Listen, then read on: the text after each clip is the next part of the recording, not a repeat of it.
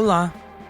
So I wanted to share a little mixed tutorial and kind of check out an arrangement of a recent song of mine called In Decline. I actually tracked it with my drummer, Robert Rouse, in my parents' house in their living room while they were on vacation. So it was a big room, it had high ceilings. We took my drum kit over and we got it in maybe 2 or 3 takes. So if you see the arrangement here, you can see there's a handful of tracks. I try to be a little clear with my coloring here. My drums are usually orange. I like to do my vocals in red. Guitars are yellow. Bass is this teal color, and the solo is purple. Let's hear a little bit of it.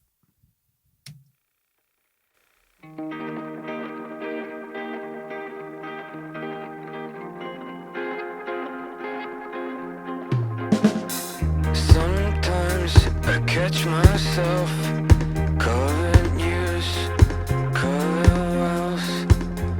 So when we initially tracked it, we did it just with myself playing guitar and my drummer, Rob Rouse, playing drums.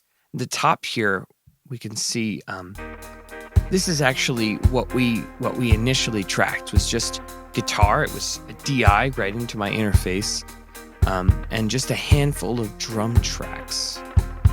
This is what initially happened.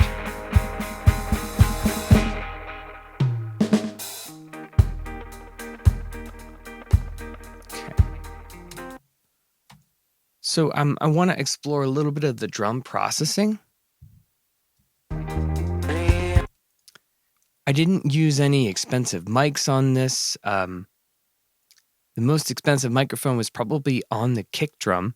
It was a Shure SM7B, but everything else was pretty much consumer stuff, cheap condensers, 57s, 58s, just the classics.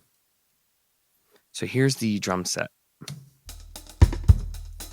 And I tried to process it in 2 different ways. Well, the snare drum in 2 different ways.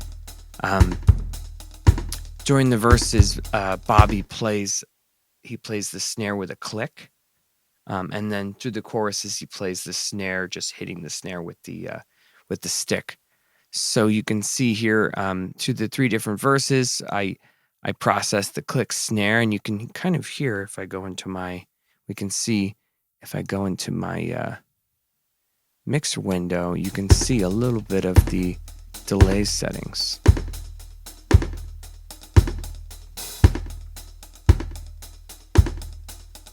This is our verse.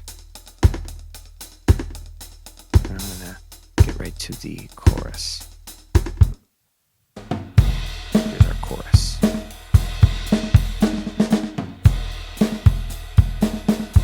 So that snare drum sound is 57 on the top, 57 on the bottom. This is my cheap Sonor Safari kit, a 16-inch kick drum, 14-inch snare drum, 14-inch floor tom, 10-inch rack tom. We put ebony pinstripe heads on it. No bottom heads, just top heads. So this snare is an EQ into an expander. This is a more recent thing that I've been trying. An expander is kind of like a dynamic processor, and it's almost like reverse compression as I understand it. An expander into a compressor, into a tape delay. Okay. There we are. Trying to move some things around here.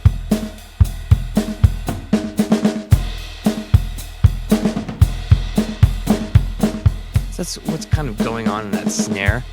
I'm getting this really cool roomy sound without any room mics, without any reverb. Gives it this really nostalgic sound.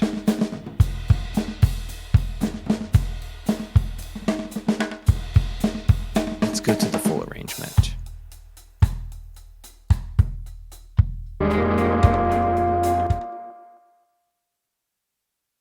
So this song was actually inspired by, and you can see at the top of my arrangement here, it says Miyazaki drums. Miyazaki is he's a Japanese film director. He makes animated films. If you're not familiar with his work, you might have heard of a film called Spirited Away or Howl's Moving Castle. Everything that he does is really wonderful. When I initially wrote the melody to this song, I wrote it over on the piano.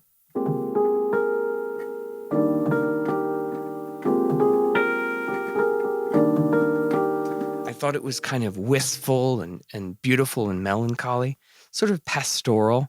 And it was something that kind of made me think of a Miyazaki film. And that kind of stayed with me as I was producing this song.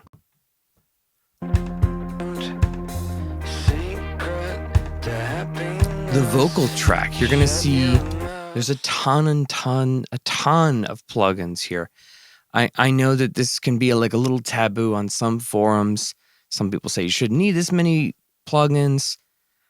Something that I'm going to talk about on this channel is that I really think that your focus should be on getting a great take and having a great arrangement. And what I try to do on some of these vocal takes is I actually sang into a SM58. And then what I use is just some processing to kind of fit it into the song. I really wanted the vocals to be kind of gritty and mid-rangey, and that's really what's happening here. I'll kind of explore the vocal track right now. Go right from the beginning. Sometimes I catch myself calling you.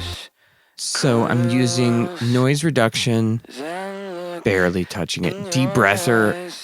I don't think I needed this plugin. It was just... I used a lot of compression on it, so the breaths got really loud. Sometimes that happens. A little pitch correction. Some people think that, you can't use any auto-tune or any help. I think it's fine. As long as it's a good take and you just want you want a couple notes just to be a little sharper, a little more flat, it's not a big deal. So pitch correction into an EQ. Again, this is a SM58, so you can see I did a lot of roll-off, took out some mids, really boosted the treble into a compressor. I really like LA2A style compression. I'm going to go right back to where my track was. You can see. De-esser.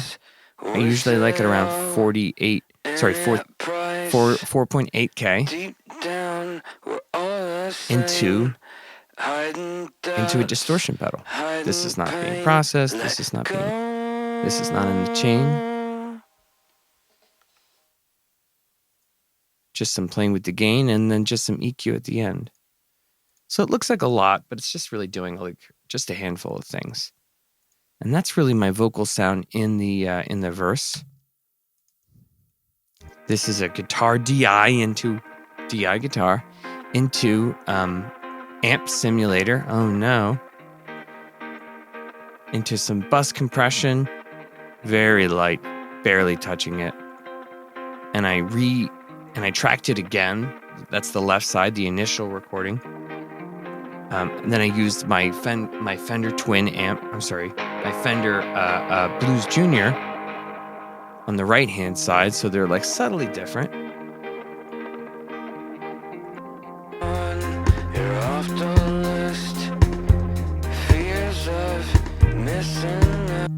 This is a Squier P bass. Squier. And I wanted the bass to kind of be moving up and down, kind of wandering around while the guitar's kind of floating. It was just something really, really, it just felt right at the moment. I usually like to listen to, when I play the bass part, I like to listen to what the kick drum is playing and really try to lock into that. Unsolo these. There's just some really heavy distortion doubling what the melody is doing.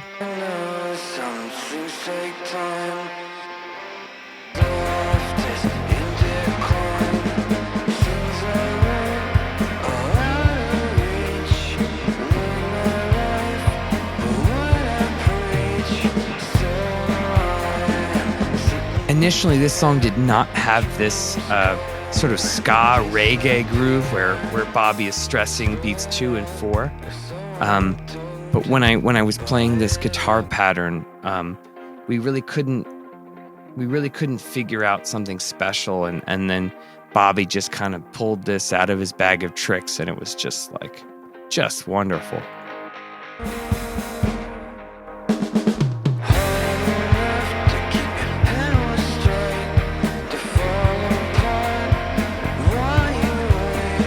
This is the last chorus before the solo. The solo, I'm really, really proud of the solo. It's a DI guitar. No, is it a DI guitar? I'm not sure. No, it's not a good DI guitar. So I did some octave doubling, added lots of delay, compression, and it came out really awesome.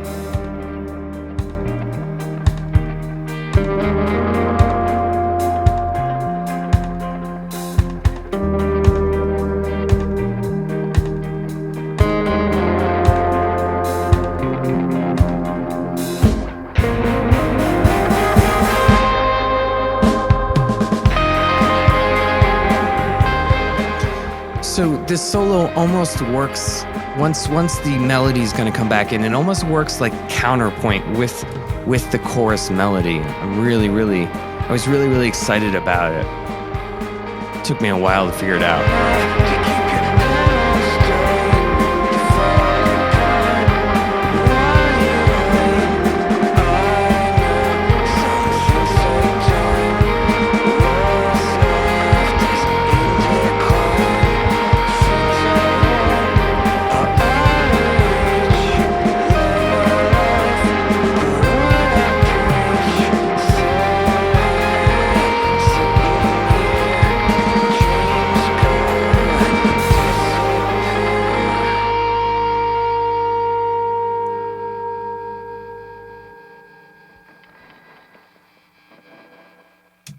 So this song uses a pretty simple arrangement. I'm playing all the instruments except drums, which Rob Rouse is playing. I think it's kind of indicative of this period of my writing where I really want to focus on getting the arrangement right. Trying to move away from focusing on gear and really thinking about how to make a simple chord progression and a beautiful melody work. So I hope that you got something cool out of this video, whether it was seeing a little bit of processing or a little bit of how I'm arranging songs, or just even hearing simple chord progressions or being inspired by films. I'm going to try to explore more mixes like this of my more recent material. It would really help if you liked and subscribed to my channel. And maybe let me know down in the comments some things you might want to see.